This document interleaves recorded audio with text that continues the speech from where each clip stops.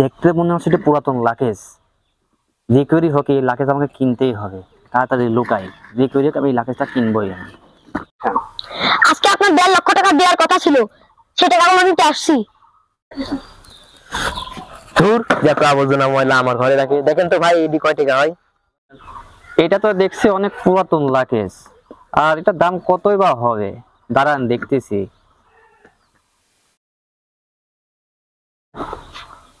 ওরে আল্লাহ, দেখতে মনে হচ্ছে এটা পুরাতন লাকেশ।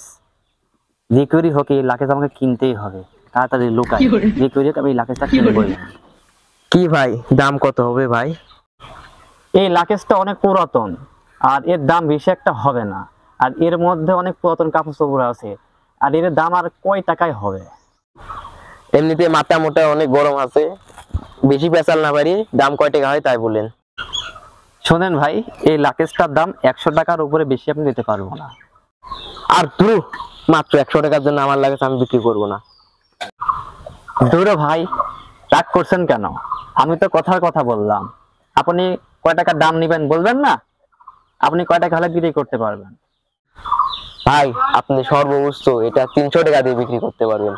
আমাকে 200 টাকা দিয়ে যান, আর এই লাগেজটা আপনি নিয়ে যান।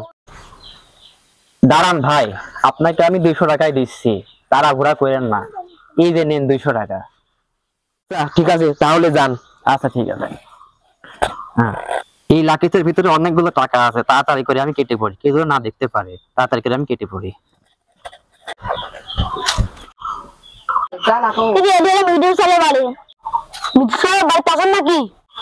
এই মুহূর্তে কে আসলো রে? ও ভাই, আপনি? আজকে আপনার 1.5 লক্ষ টাকা দেওয়ার কথা ছিল, সেটা টাকা নিতে আসছি। ও, আমি তো টাকাগুলো ম্যানেজ করে রাখছি। 1 মিনিট দাঁড়ান। এই আমিন, টাকাগুলো নিয়ে আসো তো। আচ্ছা ভাই, এই তোর ঘরের মধ্যে পুরাতন লাগেজটা আছে, ওটা নিয়ে আয় তো। ভাই, আমি তো ওটা বিক্রি করে দিছি। কি বলছিস এটা? ওর মধ্যে 1.5 লক্ষ টাকা ছিল, তুই আমাকে না বলে বিক্রি করে দিছিস? কিন্তু সাহেব, আপনার মাঝে শুরু করে দিয়েছেন নাকি? যেদিন টাকা নিতে আসে সেদিনই আপনারা শুরু করে দেন। ভাই, আপনাদের টাকাগুলো তো আমি ম্যানেজ করে রাখছিলাম। আমার ছোট ভাই তো একটু ভুল করে ফেলছে। দাঁড়ান, আমি বিষয়টা দেখছি। এই তুই আমাকে না জানিয়ে লাগেজটা বিক্রি করে দিলি কেন? ভাই, আমি জানি নাকি ওর ভিতরে অত টাকা ছিল? ভাঙিয়ালা তো বাটপার, আমাকে না জানিয়ে লাগেজটা নিয়ে চলে গেল। ভাই, আপনি আমাকে 1 সপ্তাহ সময় দেন। আপনার টাকাগুলো আমি 1 সপ্তাহের ভিতরে পরিশোধ করে দিব। আমি একটা জিনিস বুঝলাম না, আপনাদের কাছে যেদিন টাকা চাইতে আসি, আপনারা সেদিন একটা না একটা বাহানা খোঁজেন। আপনারা কি এগুলো ইচ্ছা করে করেন? যত তাড়াতাড়ি সম্ভব টাকা ম্যানেজ করে আমাদের অফিসে দিয়ে আসবেন। এই চল।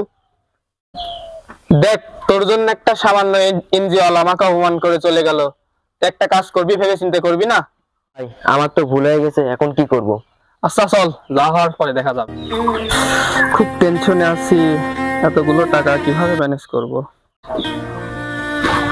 ভাই ভাই, এই লেন টাকা। ওই ভাঙড়ালা এসে এই টাকাগুলো দিয়ে গেছে, তাহলে শুনেন। দেখেন তো ভাই, এই টাকাগুলো আপনার নাকি? হ্যাঁ ভাই, এগুলো আমার টাকাই। আসলে ভাই, আমি লোভে পড়ে গিয়েছিলাম। আপনার টাকাগুলো নিয়ে আমার ভুল হয়েছে, আমাকে মাফ করে দেন। আর আপনার টাকাগুলো ঠিক আছে নাকি আপনি দেখে নেন। আপনি এটা গুলো ফেরত নাও দিতে পারতেন। ফেরত না দিলে আমরা আপনাকে খুঁজে পাতাম না। তাহলে চল, টাকাগুলো এনজিও কাছে দিয়ে আসি।